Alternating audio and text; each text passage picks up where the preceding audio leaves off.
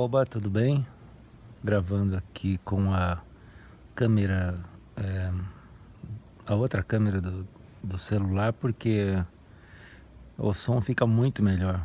A outra, a câmera frontal, que aí mostra meu rosto, não tá funcionando mais por alguma razão. Ele fica, funciona, o microfone funciona, mas faz um chiado muito grande.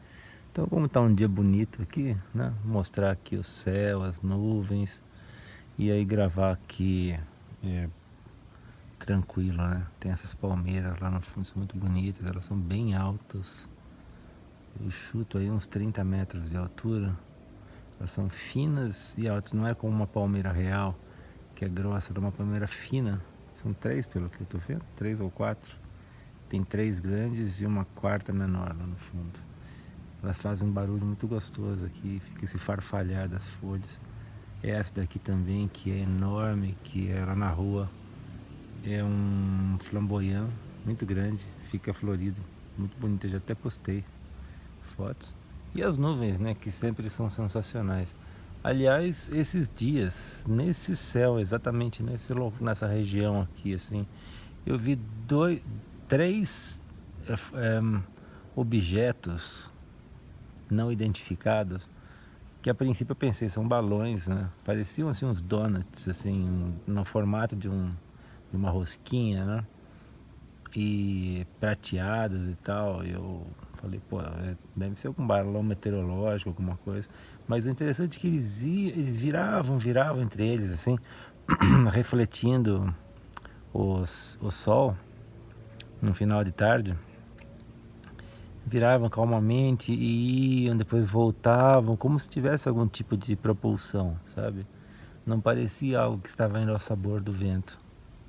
E muito interessante mesmo, porque eles ficavam indo e vindo entre eles e virando. Falei, será que é um drone, algum tipo de drone? Mas eu nunca tinha visto um drone com propulsão assim. E ele virava no eixo, assim, sabe, em vários, como de fato parece se fosse um balão assim a deriva. Mas aí eles iam de um lado, depois iam do outro, voltavam. Aí passou um avião nessa mesma região, assim, imagina que fosse assim perto dessas nuvens. Eles estavam perto dessa nuvem menor aí e o avião passou por baixo deles. Falei, para lá, esse negócio está bem mais alto do que eu imaginava. Então eles são bem maiores, eles são objetos grandes, né? Para um avião comercial ter passado por baixo, eles estavam nessa altura acima e não teve nenhum movimento assim diferente, rápido, alguma coisa, mas muito esquisito eles irem e voltarem. Se é algum tipo de equipamento aí, eu nunca tinha visto, não conhecia esse tipo de, sei lá, drone talvez, alguma coisa assim que vai e tal. E depois eles foram se distanciando e sumindo no azul do céu mesmo. Enfim, como eu disse, não teve um deslocamento súbito, rápido e tal, né? Daqueles que a gente ouve falar de OVNIs, né? Mas eram objetos não identificados, aí eu nunca vi nada igual. Bem interessante. Isso foi há poucos dias atrás, menos de uma semana. E no final da tarde. Assim, mais pro final da tarde do que agora. Agora ainda está no começo da tarde. Deve ser umas 2 da tarde agora. Deve ter, eles devem ter passado umas 5h30, sabe? Que aí o sol já estava mais baixo e refletia neles. Então, eles pareciam assim bem prateados, né?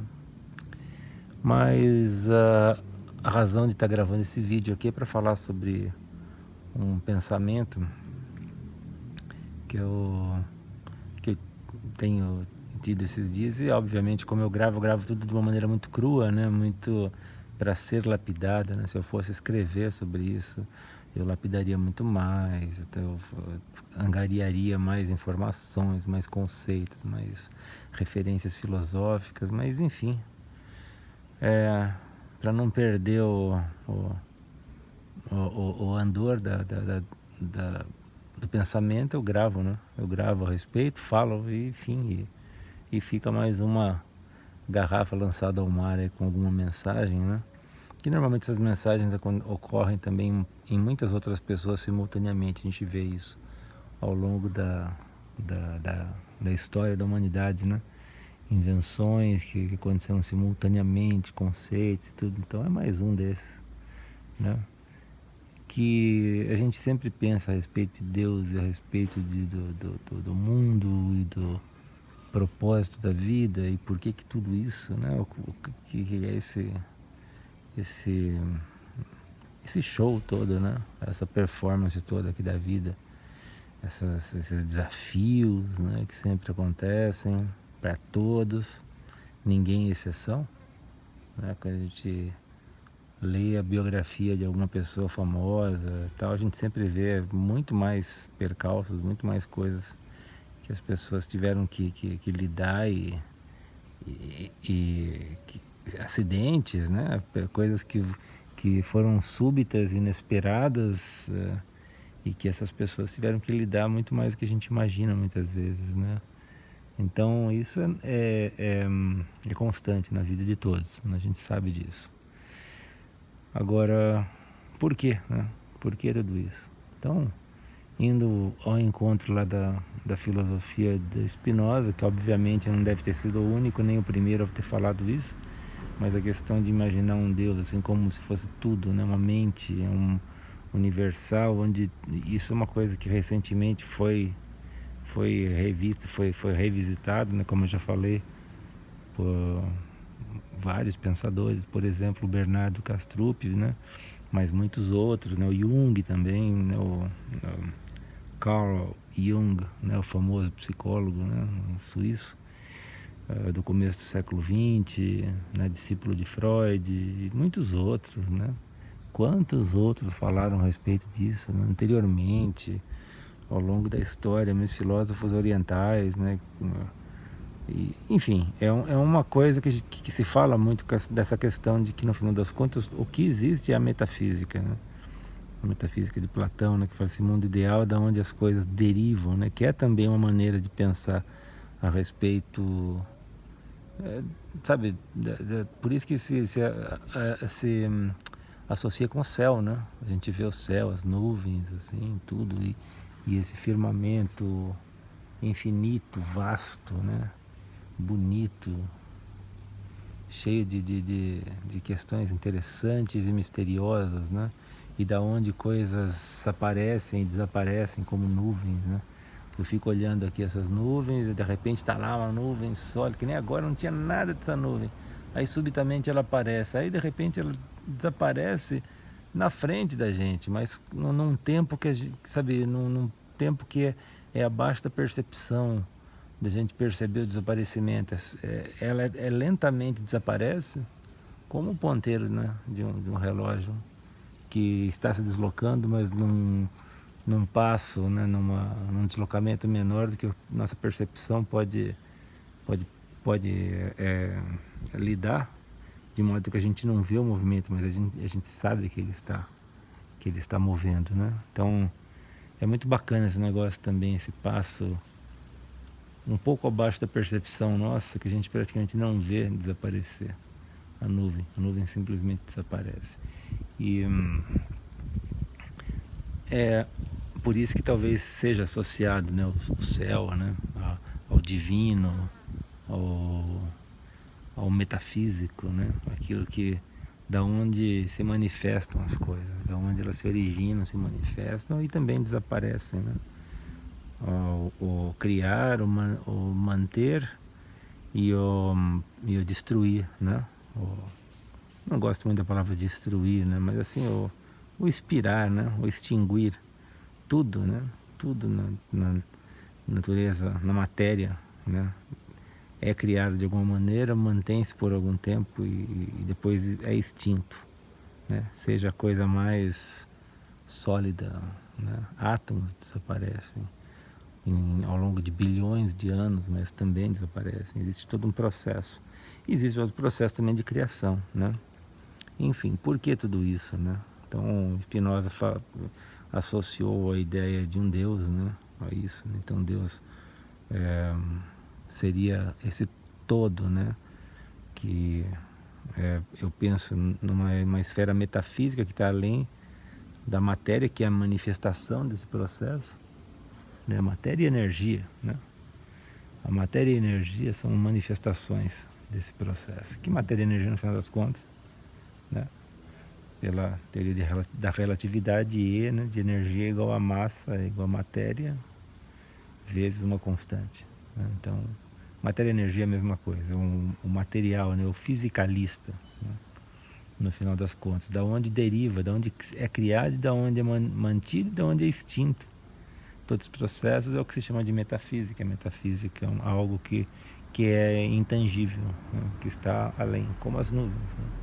São intangíveis, elas não tem como você tocar as nuvens, mesmo que fosse até elas com um balão, chega perto, ela não existe, na verdade, é uma neblina, um nevoeiro. De longe a gente vê elas como algumas quase como sólidas, né? Então, no final das contas, o pensamento é, né, por que tudo isso, né? Qual que é a necessidade dessa vida na escala humana, né? Cheia de intempéries, mas que obviamente a gente vê em outras espécies animais, é uma vida sofrida, uma vida cheia de batalha, é uma guerra eterna, né? Uma espécie contra a outra, uma tentando, né, devorar a outra, e é assim que vai. E a gente vê a harmonia da natureza de longe, como a gente vê a nuvem, né, como algo, um objeto palpável, sólido, mas isso é porque a gente está longe. A gente vê a harmonia da natureza também dessa maneira, mas quando você observa de perto uma espécie qualquer, de um inseto, de um peixe, eles estão em eterna batalha de sobrevivência, né?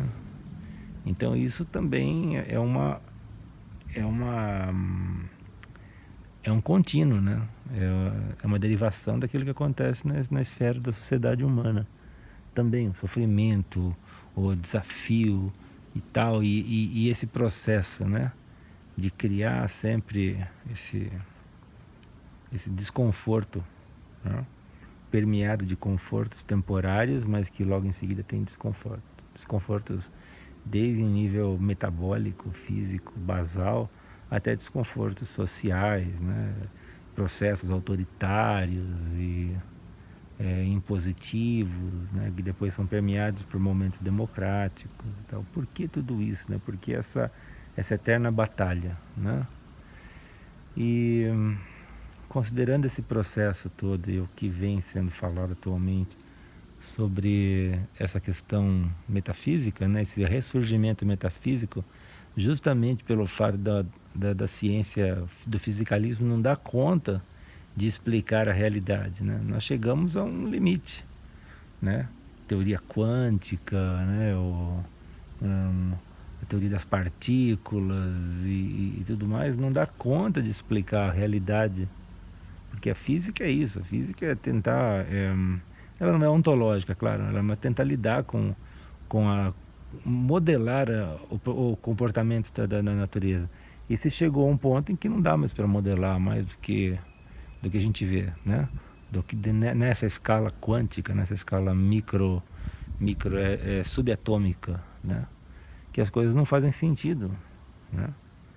E há muito tempo nada acontece nesse negócio. Talvez a gente tenha de fato chegado ao limite do que pode ser entendido, né, dentro da nossa capacidade, né, da nossa ciência, da nossa consciência, da ciência, né, que é consciente, estar ciente, né, que é o nosso modelamento cerebral e consequentemente linguístico, né, é capaz de abarcar. Talvez não dê mais para ir adiante. E uma possibilidade de entender um pouco mais seria ir num sentido que é considerado não científico, né? Que é a questão da sincronicidade, né? de Jung, que Jung tentou dar uma roupagem bastante científica e ele só resistiu, e mesmo lá malemar, né? Porque por causa da grande inércia intelectual dele, da competência, né, do grande conhecimento e da reputação, né, científica dele, intelectual mais do que científica, mas mesmo assim é algo que é muito difícil, que não se lida, né? A ciência pula por cima disso, não fala em sincronicidades, em coisas que já estão numa esfera quase que de magia, né? Mas todos nós sabemos que isso, de uma certa maneira, funciona, né? Quantas experiências, quantos casos que nós temos, tanto na nossa vida quanto na vida de pessoas que a gente conhece, que intencionaram alguma coisa, quiseram muito e aquilo aconteceu, se manifestou. Eu mesmo tenho muitos casos. E não é só assim porque eu trabalhei duro por aquilo, porque manifestações começam a acontecer, coincidências, situações inesperadas que trazem oportunidades, possibilidades e então o desejo nosso, né? Ele ele interfere nessa manifestação que é o mundo, que é a sociedade, que é a vida. A gente, de fato, a gente interfere bastante nesse processo. E, e todos nós sabemos disso, né? Então o fato de intencionarmos ou orarmos ou termos fé, né? São todas maneiras de se falar isso. Ou esses processos de magia natural que você faz lá, uma, uma pequena, como se fosse uma mandala, né? Que escreve o que você quer num pedaço de papel, enrola, guarda num canto lá e deixa. Aquilo fica como uma lembrança da sua intenção, até que muitas vezes aquilo que você pediu acontece, né? Tem muitos casos desses. Então o fato é que o nosso intencionar, a gente tem essa experiência, apesar de não ter sido cientificamente estudado, porque a ciência tenta, como qualquer atividade humana, tenta preservar a sua reputação dentro de entidades e sociedades e tal, e isso daí é uma coisa realmente muito que beira a religiosidade, que beira o misticismo, né? Apesar de ser, eu creio que poderia ser assim medido, mensurado estatisticamente da possibilidade, mas foram pessoas como o Rupert Sheldrake, né? aquele britânico que foi também execrado da comunidade científica, outras pessoas aí, que eu não vou lembrar o nome agora, mas tem lá um grupo aí. Fora essas pessoas que também sofreram por isso, né? Sofreram um ostracismo científico por causa disso. Poucas, né? Assim, basicamente nenhuma vai se arriscar, especialmente da comunidade científica, né? Eu cheguei até a ver uma vez até por questões ideológicas, né? Fazer algum tipo de estudo que possa esbarrar em alguma questão ou de gênero ou étnica ou tal, as pessoas, os cientistas, a comunidade científica evita e consequentemente não é estudado, né? Com medo de ser execrado, né? Aí não consegue mais bolsas e tal coisa e ao mesmo tempo que pessoas que se aproveitam disso constituem carreiras extremamente bem-sucedidas que não produzem absolutamente nada, né? Nada, nenhuma contribuição. Assim, isso tá cheio, né? Talvez a maioria dos casos. Mas enfim, o meu ponto aqui é desse propósito de tudo isso, né? Que eu nunca vi alguém explicando de uma maneira simples e assim e construtiva, vamos dizer assim. Para que serve isso? Por que tem que ter o sofrimento, né? O tal livro de Jó, que eu já falei várias vezes também, que ele é lá castigado terrivelmente, não porque ele fez algo de errado, mas porque ele fez tudo muito certo, né? Que também é uma indicação para isso, para esse ponto. Por quê? Por que esse sistema tem que ser sofrido? Por que a vida tem que ser desafiada constantemente, essa batalha, essa guerra, né? Em todos os níveis, desde da vida mais simples possível, né? Microscópica, né? Até nós, né?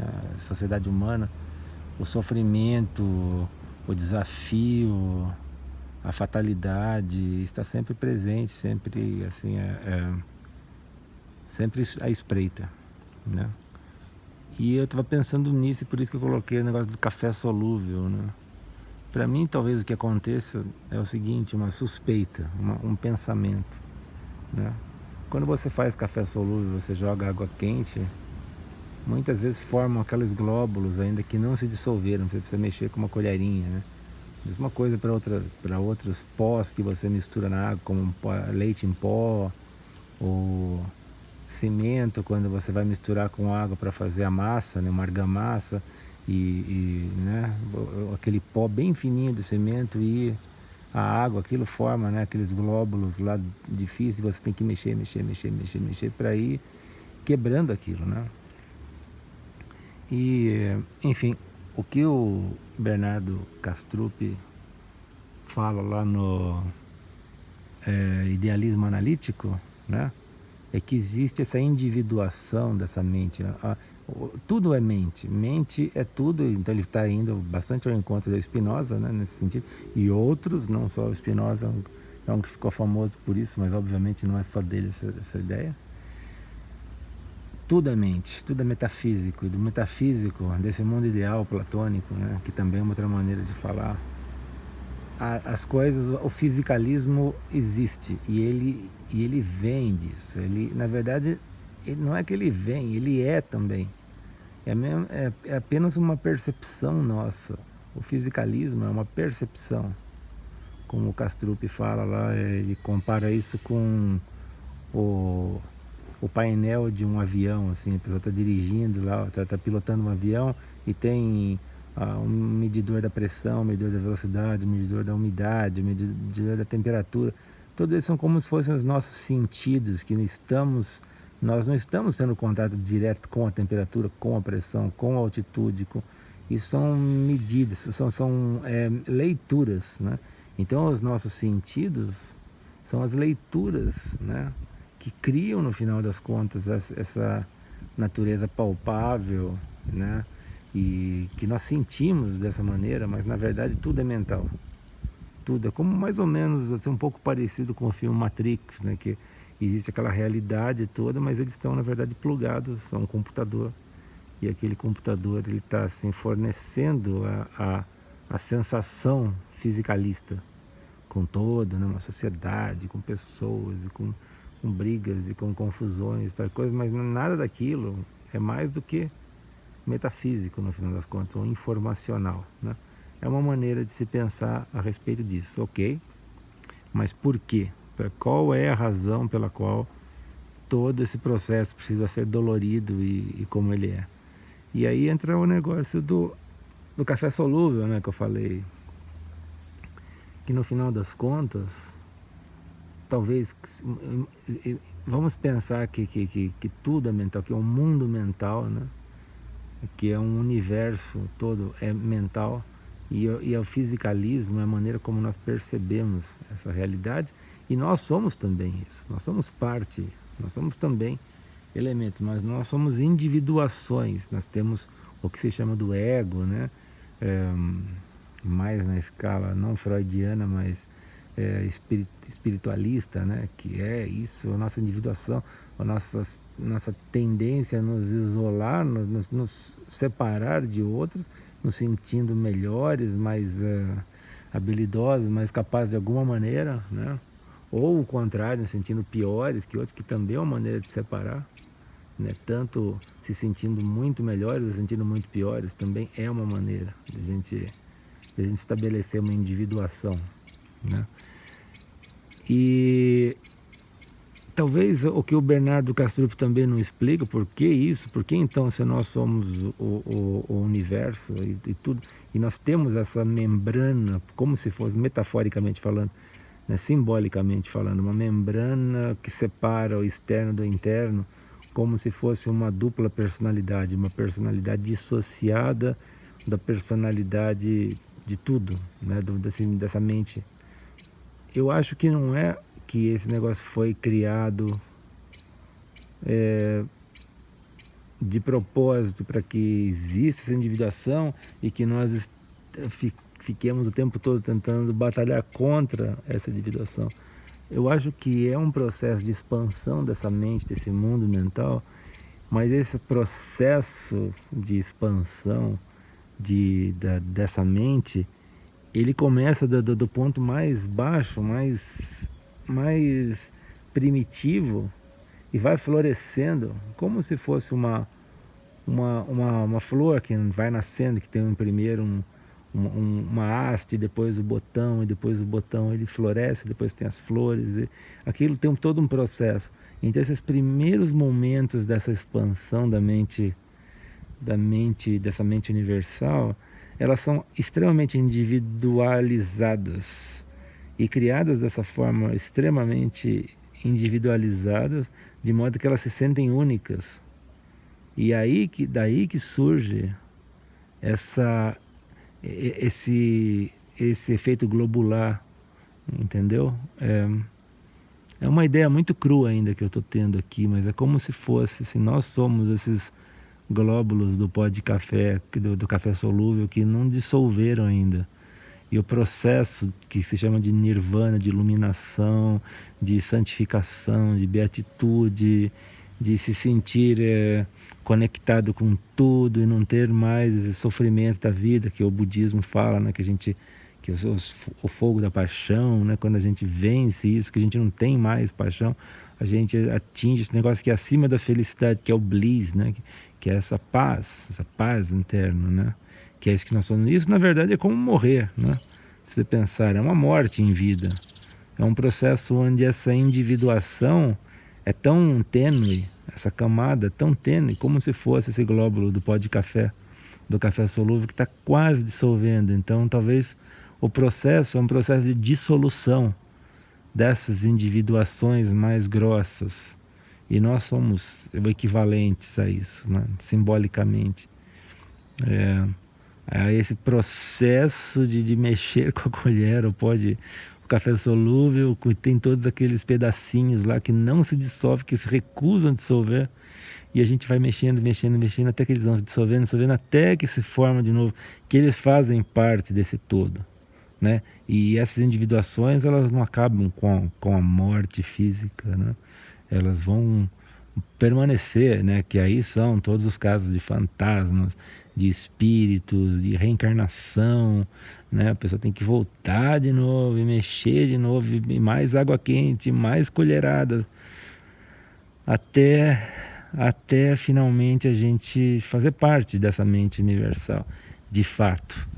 Nós, nós estamos completamente mesclados a esse todo.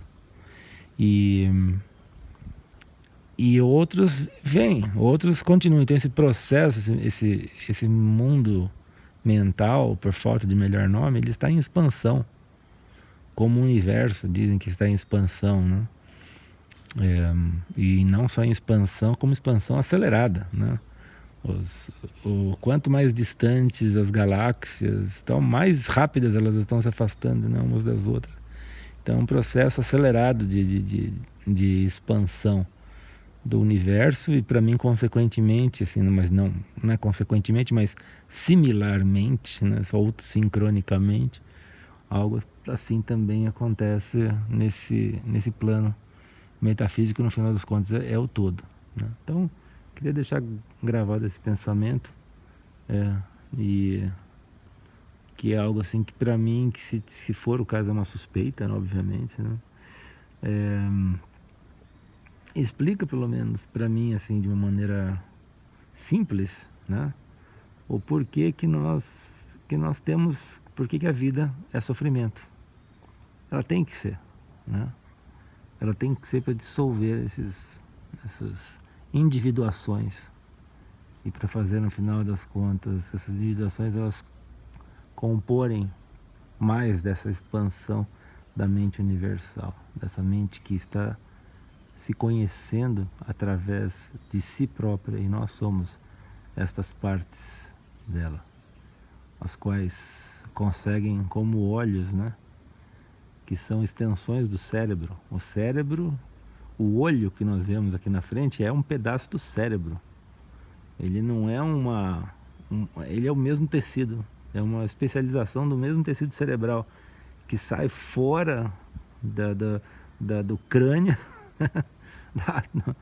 dois buracos no crânio, no crânio mesmo, no osso, para que o cérebro se observe a natureza. Então, também assim, similar a isso, como se nós fôssemos os olhos, né, do universo mental, que permite que ele se conheça através de si, né?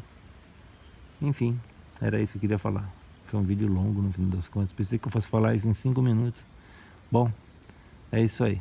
Vou desligar por aqui. Tudo de bom para vocês. Até uma próxima.